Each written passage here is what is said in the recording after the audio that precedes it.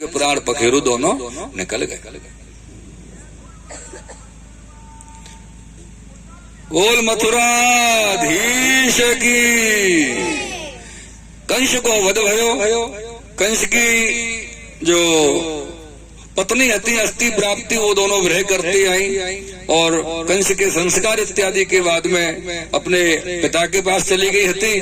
तो यहाँ पे मथुरा में श्री ठाकुर जी ने अपने माता पिता को मुक्त करायो कारागार से, नाना जी को राजा बनायो दोबारा से, उग्रसेन जी महाराज को। और वाके बाद में ठाकुर जी को यज्ञ पवित्र संस्कार भयो और वाके बाद श्री ठाकुर जी को सांदीपनि जी के यहाँ अध्ययन के लिए भेजो। जब अध्ययन के लिए दूसरे दिन जो ठाकुर जी पधारे आश्रम में और नंबर ये आयो कि भाई कल से आपको कक्षा में पढ़वे आनो है, आश्रम में विद्यार्थियों के संग बैठनो है। और जब ठाकुर जी विद्यार्थियों के संग बैठे पहले दिन तो पढ़वे को, तो सांदीपनि जी ने ठाकुर जी से कहो, बोले लाला ऐसो भैया आज तुमको हम जो है दो चीज सिखाएंगे, सीख जाइयो ढंग से हो, कल हमको सुनाइयो वापस आए के। जी गुरुदेव क्या सिखा रहे हैं? बोले पहलो है अ सिखाएंगे, अक्षर में आ आवे ना अ, और गिनती में एक। ये दो चीज सांदीपनि जी ने याद करवे की गई। बोले कन्हैया इन दोनों को कल हमको याद करके सिखाइयो, सुनाइयो। जो प्रातः काल भयो और कक्षा में अपने आश्रम में जो पढ़ावे को क्रम हुआ सांदीपनि जी ने प्रारंभ किया, सांदीपनि जी महाराज ने। और ठाकुर जी की बारी आई सुनावे की। बोले कन्हैया सुनाओ कल हमने क्या याद करने के लिए दिया था आपको? ठाकुर जी बोले गुरुदेव अक्षराणाम अकारोष्मि। झटका लगा सांदीपनि जी को, ये क्या बोल रहे? बोले कन्हैया आगे क्या सिखाया था? बोले गुरुदेव एक को हम द्वितीयो नास्ति। सांदीपनि जी बोले भैया जब तक रहना आश्रम में आराम से रहे, मैंने तुमको पढ़ा लिया तू पढ़ लिया। वो समझ गए इस परम ब्रह्म है। अक्षराणाम अकारोष्मि, अक्षरों में आ मैं हूँ, एको हम द्वितीयो नास्ति। संसार में जगत में अखिल ब्रह्मांड में जो कुछ दिखाई दे रहा है वो मैं ही तो हूँ, दूसरा कोई है ही नहीं। ऐसे ठाकुर जी ने गुरुदेव के सामने बोल दिया। ठाकुर जी 6 महीना गुरु जी के यहाँ विराजे और गुरु जी के मृतक पुत्र को गुरु दक्षिणा में देकर के वापस मथुरा पधारे हैं। या एक दिन आप अपने बड़े उदास स्थिति में विराजे हते तो उद्धव जी इनके मित्र हते। उद्धव जी ने उनसे पूछी लाला क्या बात है? तो श्री ठाकुर जी ने उद्धव जी से अपने मन की बात, गोपी विरह की बात कही। और उद्धव जी को जो अहंकार अपने ज्ञान को हतो वाके ठाकुर जी वाकू जानते, तो उद्धव जी को गोपी जनन को समझावे और अपने बात कहवे के लिए ब्रज में पठायो हो। और जब ब्रज में उद्धव जी पधारे हैं, जब ब्रज में प्रवेश किया उद्धव जी ने मथुरा की भूमि से, ये ज्ञान आप लोग ध्यान रखियो, मथुरा ब्रज में नहीं आवे। हाँ, मथुरा के चारों तरफ ब्रज है, मथुरा ब्रज में नहीं है। मथुरा सप्तपुरीन में एक पुरी है, जैसे काशी, अवंतिका, अयोध्या, द्वारका, जगन्नाथपुरी, ऐसे मथुरा पुरी है, मथुरा ब्रज नहीं है। क्योंकि कंस मथुरा को राजा आता। एक लॉजिकल अपन भी समझ सके कि ठाकुर जी मथुरा से ब्रज पधारे, मतलब मथुरा अलग है तो ब्रज, ब्रज से मथुरा पधारे तो ब्रज अलग है तो मथुरा अलग है ना। तो मथुरा ब्रज में नहीं आ गई। मथुरा के ठीक चारों ओर ब्रज ही ब्रज है। तो जब उद्धव जी ने जैसे ही मथुरा से रथ में चले और ब्रज में प्रवेश कियो अपने रथ में बैठ के, तो का दर्शन किए उद्धव जी महाराज ने मेरे प्रियजनों के अचानक चलते चलते एक आवाज उद्धव जी के कान में आई कि कोई रो रहे हो, कोई के रोवे की आवाज आई। और स्वर कैसे हो? हे कृष्णा हे कृष्ण, ऐसे रोवे की कृष्ण कृष्ण पुकारवे की। अब ठीक है कोई नहीं, चारों तरफ देखें, फिर चले, फिर थोड़े से चले तो वही आवाज आई। अभी आवाज आ कहां से रही है? रो कौन रहा है समझ में नहीं आ रहा। उद्धव जी महाराज को कौन रो रहा है यहाँ पर? उद्धव जी रथ से उतरे, बोले देखता हूँ कुछ तो नजर आएगा। रथ से उतरे, देखा, इतने में फिर वो आवाज आई। तब उद्धव जी को समझ में आया कि आवाज कहाँ से आ रही है, स्वर कहाँ से आ रहा है। उद्धव जी ने क्या देखा पता है? ब्रज के जो वृक्ष थे ना, वृक्ष, जिन वृक्षों के नीचे ठाकुर जी लीला किया करते थे, रमण किया करते थे, गाय चराते थे, घूमते फिरते थे, वो ब्रज के वृक्ष रो रहे थे उद्धव जी की आदि विद्वत्ता तो वही नष्ट हो गई कि जो व्रज में जड़ वृक्ष जिस श्याम सुंदर के लिए रो रहे हैं, तो चेतन गोपियों की क्या दशा होगी साहब। व्रज वृक्ष तो जड़ होते हैं, ये जब कृष्ण के विरह में रो सकते हैं तो गोपी तो चेतन है। इस प्रकार से आप ब्रज में प्रवेश किए, नंदगांव में पधारे, और जब वहां से पूछो भैया नंद बाबा को घर कहाँ है,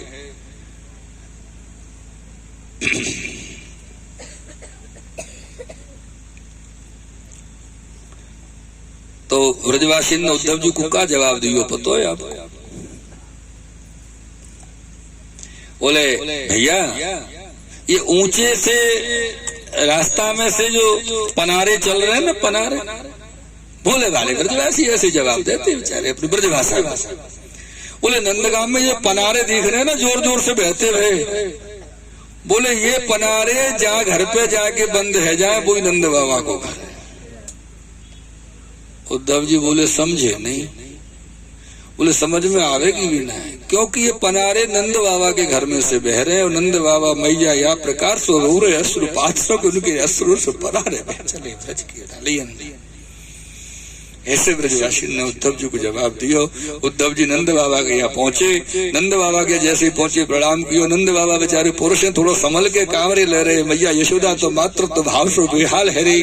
तो उद्धव नंद बाबा ने कही यशोदा जी सो, अरे मेहर सुनो।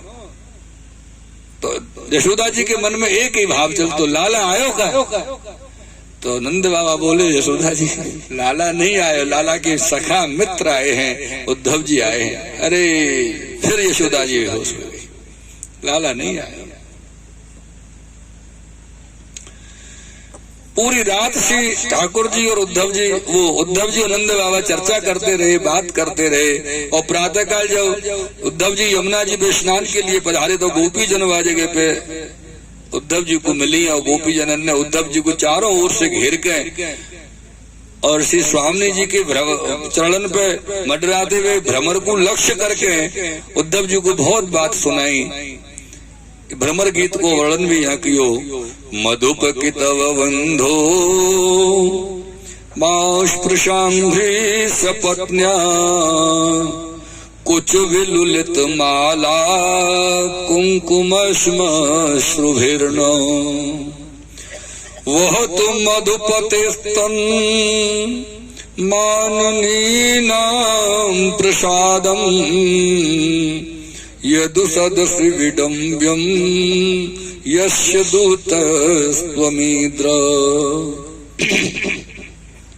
अरे मधुप, जो भंवरा जो मधुप जो होता है उसकी नाक हल्की सी पीली पीली होती है ना, तो उसको लक्ष्य करके श्री गोपी जन कह रही हैं, अरे वो मधुप हम तो को भी जाने और तेरे सखा को भी जाने तुम कितने काले हो, और हम सब जाने वो मथुरा की स्त्री के कंठ में पड़े हुए जो हार हैं, और जब तुम उन मथुरा की स्त्री वो कुब्जा के गले लगे तो वाकई जो मस्तक को चंदन को टीको है ना, वह गले लगवे हुए वहां के मस्तक के चंदन को निशान तेरी नाक पर लग गए, हमको दिखाई दे रहे हो श्याम सुंदर। ऐसे सुना रहे तेरे सखा के नाक पर लगे हो, और हम जाने तू जितना कारो है तेरा सखा तो से भी ज्यादा अंदर से कारो है। जा तू चलो जा यहाँ से। बहुत बात उद्धव जी को सुनाई है। गोपी जन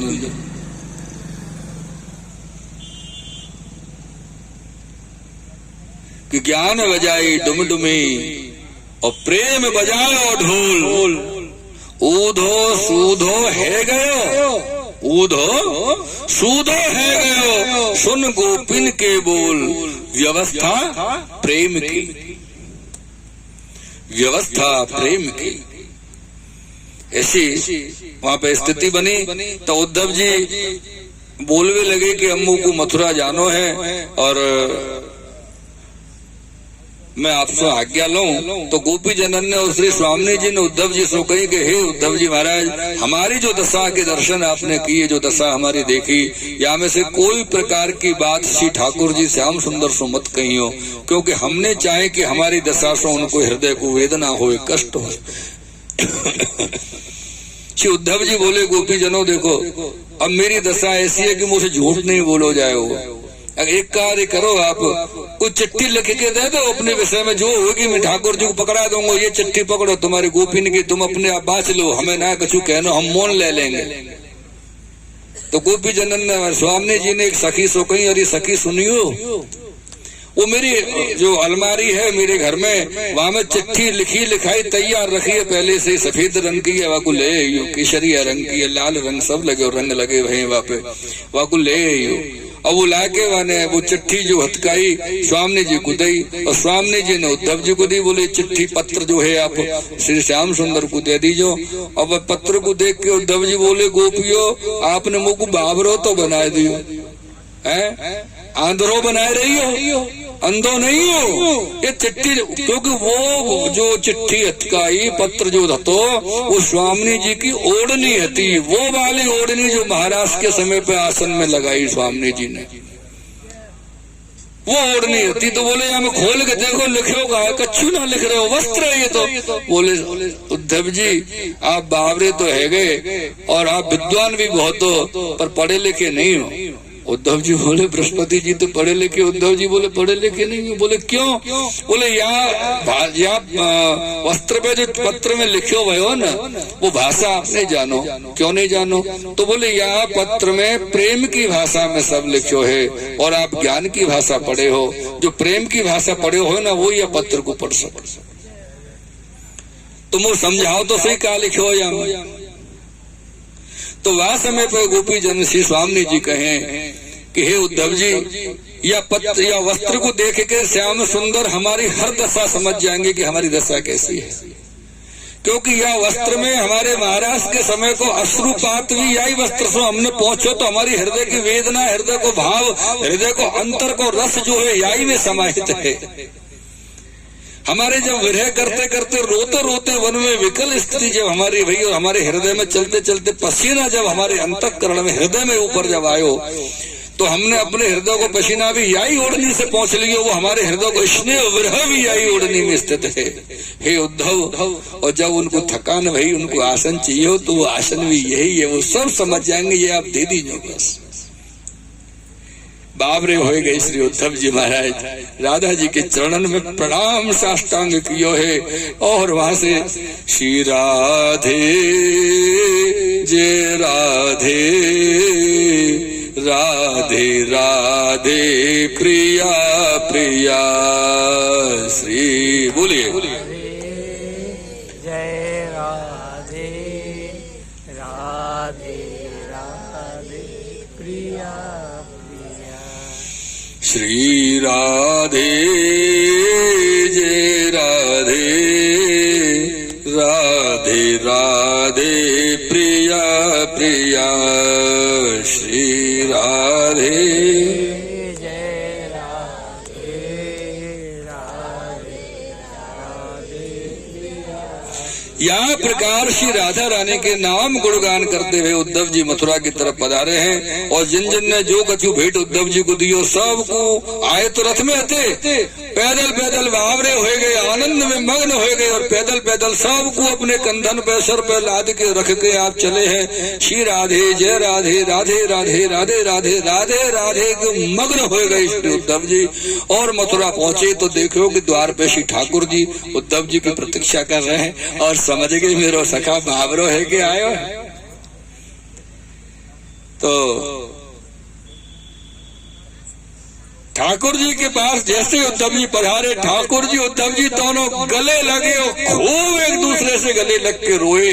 और जब गले लग के रोए, गले लग के दोनों भैया दूर भये, तो उद्धव जी ने शिकायत करी ठाकुर जी से। बोले कन्हैया, आप इतने कठोर हो, इतने निष्ठुर हो, ये मुझ को जानकारी नहीं होती।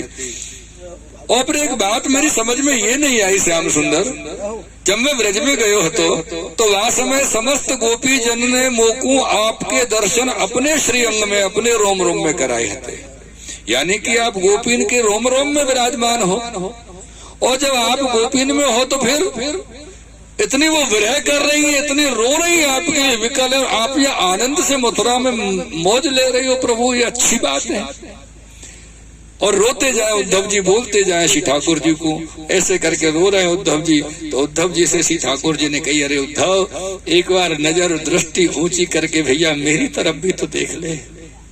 जैसे ही उद्धव जी ने दृष्टि ऊंची की तो क्या देखा कि ठाकुर जी के रोम रोम में गोपियां ही गोपियां विराजमान है। अब तो उद्धव जी ने सर पकड़ लिया कि समझ में नहीं आता क्या हो रहा है। गोपियों में ठाकुर जी दर्शन हो रहे, ठाकुर जी में गोपी हो रही है, हो क्या रहा है। बोले श्याम सुंदर जब गोपियों में आप है, आप में गोपी है, तो मुझको ब्रज में क्यों भेजा ये बता, मेरा क्या काम था वहां पर। तो ठाकुर जी बोले, तुमको क्या लगता है कि मैंने अपनी गोपियों को समझाने के लिए तुमको भेजा होगा? नहीं रे उद्धव, ऐसा बिल्कुल भी नहीं था। या ताही ऊधो व्रज पठवत हो आओगे संत, क्योंकि आप विद्वान थे, भक्त नहीं थे, संत नहीं थे। मैंने तो आपको, व्रज क्या है पता है आपको? ब्रज प्रेम की पाठशाला है।